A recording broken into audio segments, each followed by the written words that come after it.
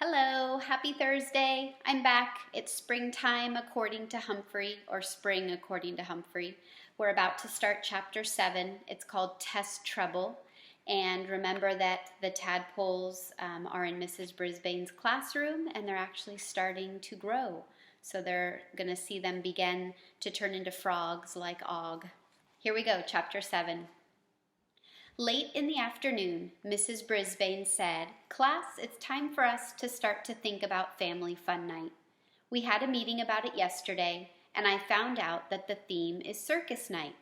Each class is supposed to come up with a circus-themed game or activity." Tell the truth, Thomas waved his hand, and Mrs. Brisbane called on him. "I think we should string a rope across the gym and all do tightrope walking," he said. "Do you know how to walk a tightrope?" Mrs. Brisbane asked. "No," Thomas answered, "but I'd like to try it. Or fly on a trapeze." "Not me," Calm Down Cassie exclaimed. "Those sound dangerous." Mrs. Brisbane nodded. "They sound dangerous to me too. Let's think of other circus activities." "Clowns!" Rolling Rosie shouted. "We can all be clowns." Other classmates agreed that her idea was great, great, great. Mrs. Brisbane nodded, but then she said, "I know that would be fun, but Miss Mack already signed her class up to be clowns." My classmates groaned. I was disappointed too. "Juggling," Small Paul said. "We could teach people to juggle." "Are you good at juggling?" Mrs. Brisbane asked. "No," Small Paul said, "but I'd like to learn." "Stop talking," Sophie waved her hand. "My dad can juggle. He can juggle 3 balls really fast and never drop them. He can even juggle knives." "I'm not sure about knives, but I think we'd all like to see him juggling, Sophie. Let's keep on thinking," Mrs. Brisbane continued. "We have some time to figure it out." I kept on thinking long after my friends had left room 26 for the day. Once Longfellow's school was empty, I opened my lock that doesn't lock and hurried out of the room to visit Gigi. If I wanted to swing up to her table to see her, I'd have to get there before Aldo closed the blinds. "Hello, friend," I greeted her as I slid under the door of room 12. "Humphrey," she answered. "I was hoping you'd come. I have some questions." I swung my way up to the table and hurried over to her cage. It was still light outside, so I could see her better than I could during the winter.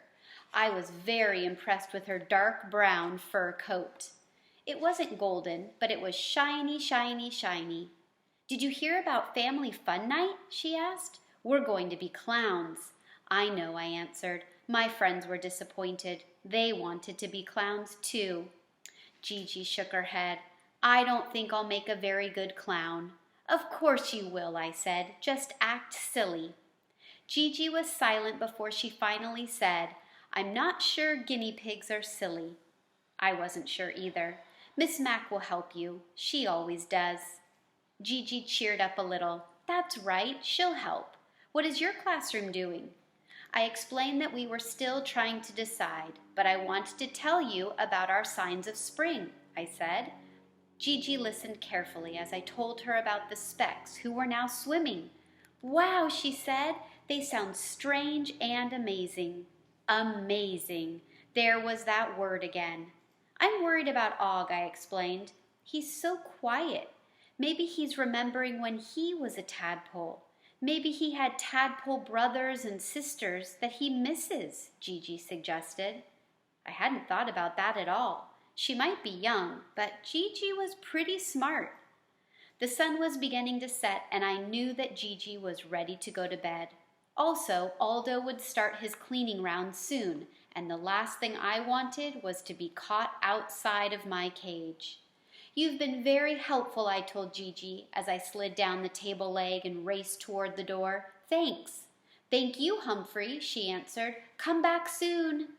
When I returned to room 26, I told Og about my visit to see Gigi, but he was still unusually quiet.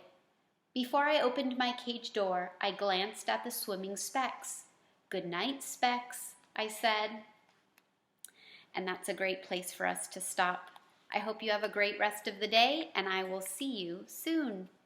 Goodbye.